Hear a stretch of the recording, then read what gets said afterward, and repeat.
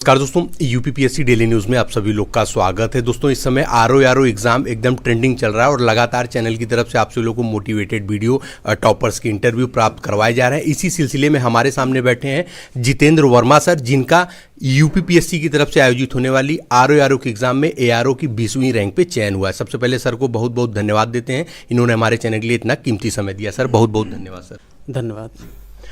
मुख्य परीक्षा में भी एक जीएस का पेपर होता है, सेम जैसे प्रारंभिक परीक्षा में ऐसे सारी चीज़ें, वही प्रोसेस उसमें भी होगा?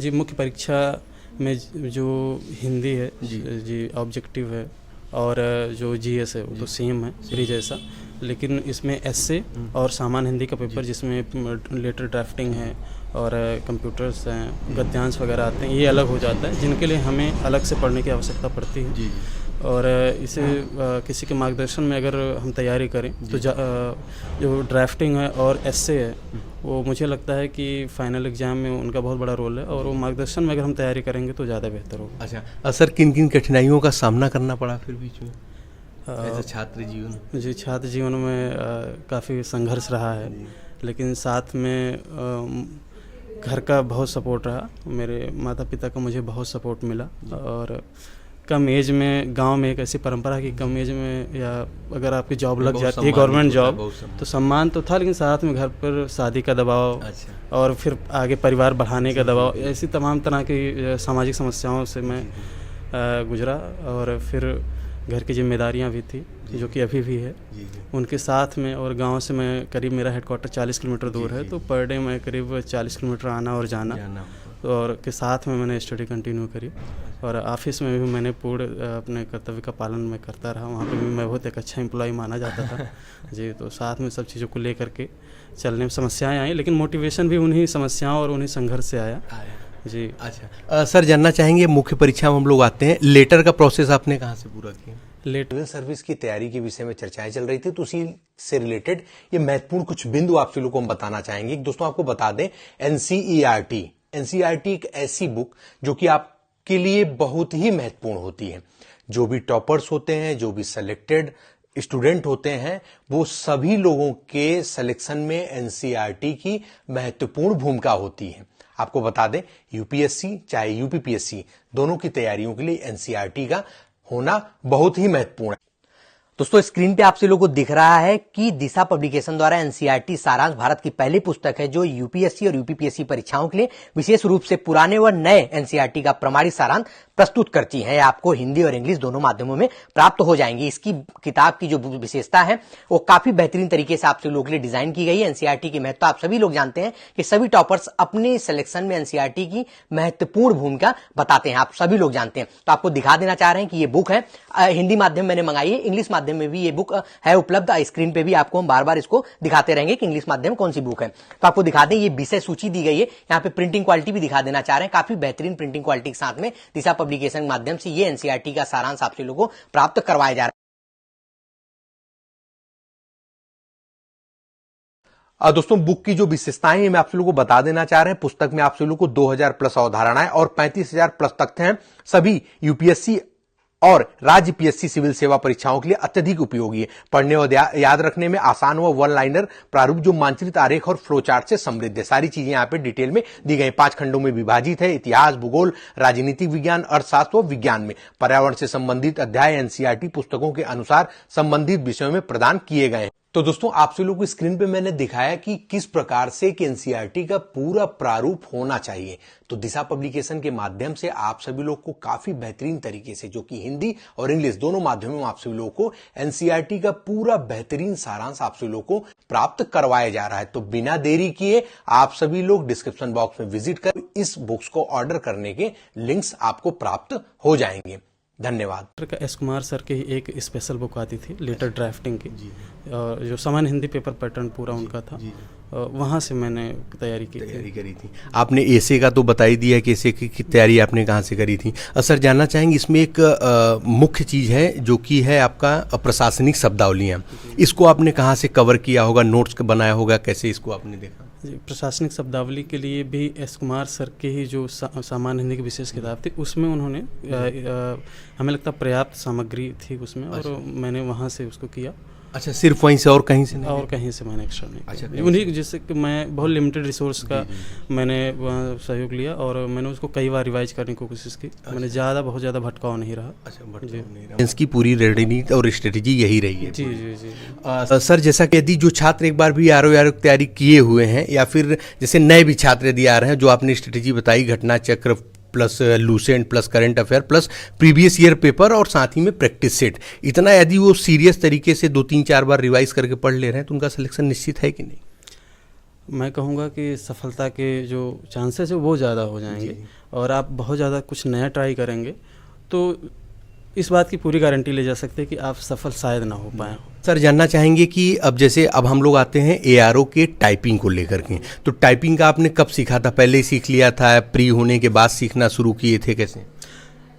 टाइपिंग तो मैं देखा जाए तो कंप्यूटर से मेरा जुड़ाव करीब मैं 10वीं परीक्षा पास होने के बाद से हो गया था और मुझे याद है कि मैं उसी समय मुझे हिंदी टाइपिंग अंग्रेजी टाइपिंग दोनों आ गई थी जब मैं 10th पास आउट हुआ था। बाद में फिर वो छूटा, लेकिन कंप्यूटर से जुड़ाव मेरा हमेशा रहा है। तो उसका लाभ मुझे मिला कि जब एग्ज़ाम टाइम में यहाँ टाइपिंग टेस्ट होना था तो उसके लिए मैंने अलग से फिर करीब 2-3 महीने तक घर पर ही खुद से मैंने टाइपिंग किया उसको। लेकिन जो इसका जो ड्यूरेशन वो सिर्फ 5 मिनट का है और सबसे बड़ा जो डर का जो विषय है वो समय ही है, क्योंकि कम समय में अगर लोग घबरा जाते हैं तो फिर आपके पास समय नहीं होता कि आप खुद को फिर से संभाल सकें। और इस वजह से जो जिनको अनुभव ज़्यादा नहीं है या प्रैक्टिस वो कम करके जाते हैं तो वो टाइपिंग में उनके बाहर होने की संभावना ज़्यादा होती है। तो पूरे जो टाइपिंग का प्रोसेस था जो लोक सेवा आयोग की तरफ से कराया गया था, उसमें क्या क्या प्रक्रिया होती है?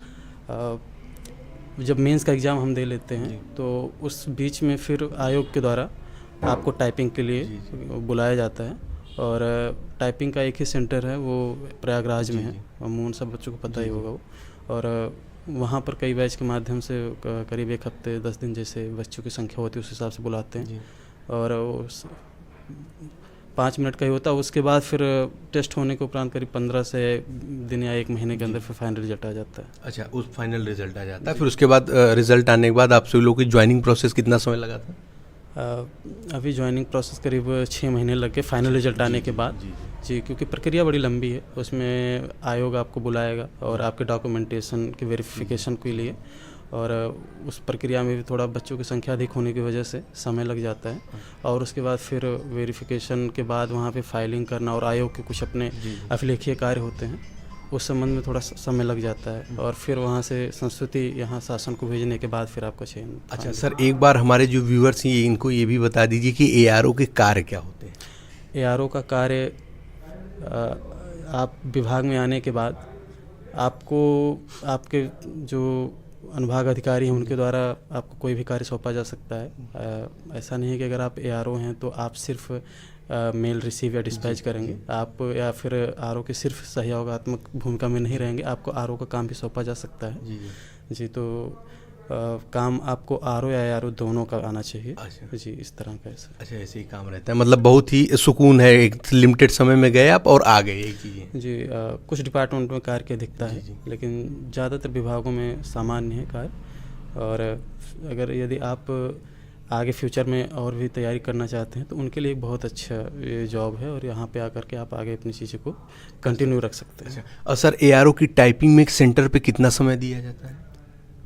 ARO की हाँ, जब टाइपिंग होती है ARO की, जैसे टाइपिंग कराते हैं ना इलाहाबाद में, यूनाइटेड में टाइपिंग होती है इसकी, तो वहाँ पे कितने बच्चों को एक बार में बुलाते हैं और कितने समय उसमें दिए जाते हैं? वहाँ पे मुझे लगता है 2 लैब है, 2 या 3 लैब है, और एक लैब में करीब 50 से 70-80 के बीच की संख्या ऐसी होती है। और सीटिंग सेफ जैसे हम लोग के कंप्यूटर लैब्स होते हैं वो ही है, इंजीनियरिंग कॉलेज है वहाँ का, और वहाँ का कंप्यूटर लैब सामान्य सा है और साथ में रो में बच्चे बैठते हैं। बट उस समय का दबाव बहुत ज़्यादा होता है, क्योंकि जब आप मेंस एग्ज़ाम दे करके आते हैं तो लगता है कि बस एक अंतिम बाधा यही है, क्योंकि हम बहुत मेहनत किए होते हैं प्री और मेंस के लिए, तो फिर लगता है कि बहुत छोटी चीज़ है और उसको छोटी समझ करके दबाव तो महसूस होता है, लेकिन छोटी समझ के बहुत लोग उसको तैयारी नहीं उस स्तर पर कर पाते हैं, तो वहाँ पर फेलियर थोड़ा आने की संभावना बढ़ जाती है। नहीं, और समय कितना मिलता है वहाँ पर टाइपिंग के लिए? समय वहाँ से 5 मिनट का समय। जी, लेकिन आपको करीब 15 मिनट पहले बुला लेते हैं और आपसे वहाँ पे कीबोर्ड है, कंप्यूटर में कोई टेक्निकल समस्या नहीं है, आपको चेक करने के लिए बोला जाएगा और चेक करेंगे आप। फिर डेमो भी अगर आप लेना चाहें, ऑप्शन रखा जाता है आपको, अगर आप डेमो लेना चाहें ले सकते हैं कीबोर्ड वगैरह। तो ये आप वहाँ पे इस बात की पुष्टि कर लें टेस्ट स्टार्ट होने से पहले कि आपका कीबोर्ड की सारी बटन काम कर रही हैं या नहीं कर रही हैं। यदि नहीं कर रही हैं तो तुरंत आप वहाँ पे जो सहयोगी होते हैं उनसे आप उसको चेंज करा सकते हैं। अच्छा, उस समय यारों की टाइपिंग होती है, 5 मिनट बाद ही आपको लगभग पता चल जाता है कि अब हमारा हुआ है कि नहीं हुआ है, सिलेक्टिंग में होने वाले हैं कि नहीं? जी, जो पैरा होता है टाइपिंग का, वो जो 25 वर्ड पर मिनट मांगा जाता है 5 मिनट में, वो उसकी संख्या उतनी ही होती है। तो अगर आप मैटर जैसे अगर आप टाइप कर रहे हो तो पुनः जब मैटर आपका रिपीट होने लगे तो आप समझ जाइए कि हाँ आपने वो सीमा क्रॉस कर ली, आप सुरक्षित जोन में आ गए हैं। और फिर आपको बाद में टाइपिंग कंप्लीट होने के बाद में प्रिंट आउट एक आता है, तो बहुत से बच्चों को नहीं पता हो तो तुरंत सबमिट कर देते हैं। लेकिन कोशिश करिए कि सबमिट करने से पहले आप उसको काउंट कर लीजिए जी, और काउंट कर लेंगे तो फिर आपको लगभग आपको आंकड़ा लग जाएगा कि आपकी स्थिति क्या है। अच्छा सर, धन्यवाद कि आपने हमारे चैनल के लिए इतना कीमती समय दिया है और आपको भविष्य के लिए बहुत ढेर सारी बधाई और शुभकामनाएं दी। Thank you so much.